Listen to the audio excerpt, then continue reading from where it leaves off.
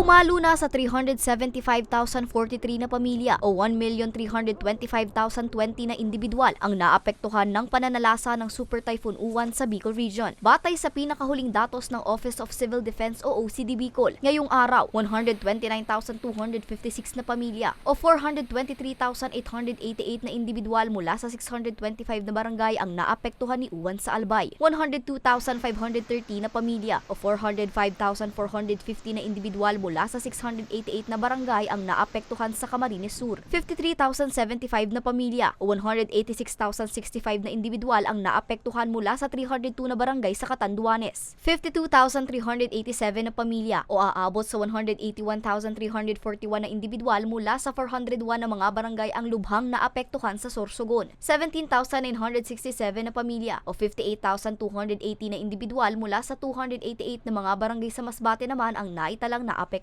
12,772 na pamilya o aabot sa 43,597 na mga individual naman mula sa 242 na mga barangay ang naapektuhan sa Camarines Norte, habang mayroon namang 7,071 na pamilya o 26,461 na mga individual ang naapektuhan sa Naga City. Isa naman mula sa lalawigan ng Catanduanes ang kumpirmadong binawian ng buhay dahil kay Uwan. 5 ang naitalang injured, 4 rito ay mula sa Camarines Norte at isa mula sa Catanduanes. Umabot na rin sa 111,839,000 pesos ang naitalang halaga ng pinsala sa local infrastructure sa rehiyon, habang 8,716 ang nasirang kabahayan. 960 mula rito ay totally damaged, habang 7,756 naman ang partially damaged. Sa ngayon, nakapagpamahagi na rin ng 44,184,125 pesos na halaga ng food and non-food packs ang DSWD at ang mga lokal na pamahalaan sa 52,340 na pamilya sa rehiyon.